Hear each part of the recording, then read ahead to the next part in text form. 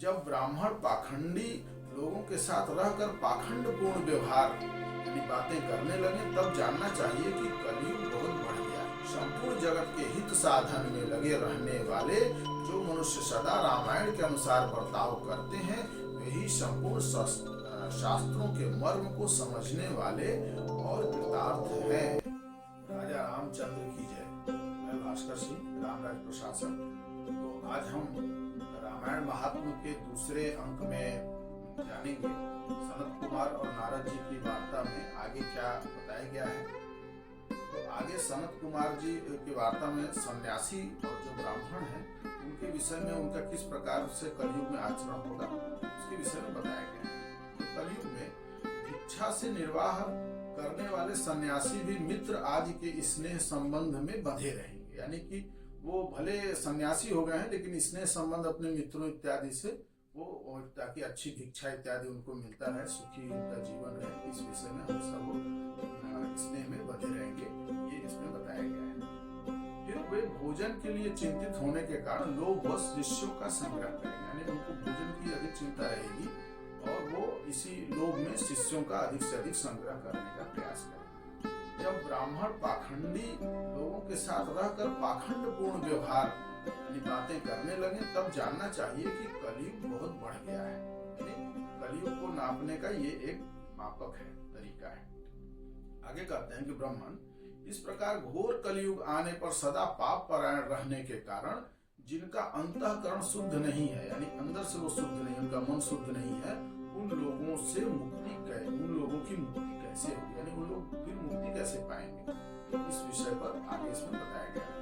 धर्मात्माओं में श्रेष्ठ सर्वज्ञ सूत जी, देवादिदेव देवेश्वर जगत गुरु भगवान श्री रामचंद्र जी जिस प्रकार संतुष्ट हो वह उपाय हमें बताए, तो आगे इसका उपाय भी बताया गया है। मुनि सूत जी, इन सारी बातों पर आप पूर्ण रूप से प्रकाश डालिए। आपके वचनामृत का पान करने से किसी को संतोष नहीं होता है, यानी उनकी बातें इतनी अच्छी लग रही हैं कि लोगों को संतोष नहीं हो रहा है। ये वार्ता के क्रम में ये बात आई है। सूत जी ने कहा, मुनिवरों आप सब लोग सुनिए, आपको जो सुनना अभिष्ट है वह मैं आपको बता देने, जो आपकी इच्छा है वो मैं आपको बताने जा रहा हूँ।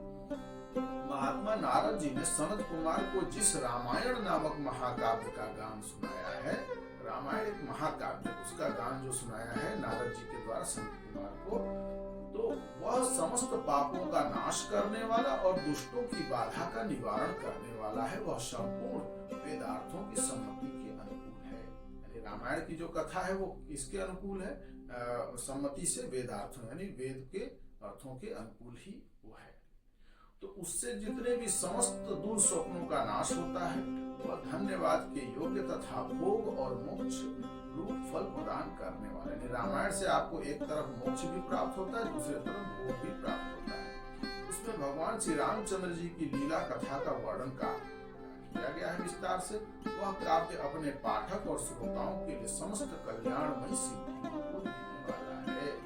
धर्म, अर्थ, काम और मोक्ष इन चारों पुरुषार्थों का साधक है, महान फल देने वाला है। यह अपूर्व काव्य पुण्यमय फल प्रदान करने की शक्ति रखता है। आप लोग एकाग्रचित्त होकर इसे श्रवण करें। तो रामायण के श्रवण की यहाँ पे बात कही गई है और उसका क्या क्या लाभ है बताया गया है।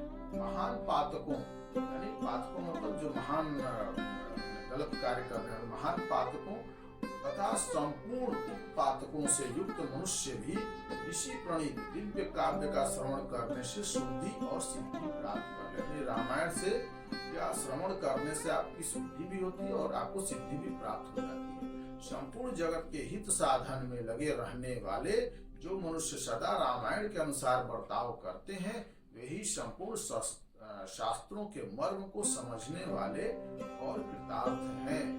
तो बोलिए राजा रामचंद्र की जय। इसके आगे की वार्ता को हम अब अपने तीसरे अंक में सुनेंगे। तब तक के लिए राजा रामचंद्र की जय। जय श्री राम।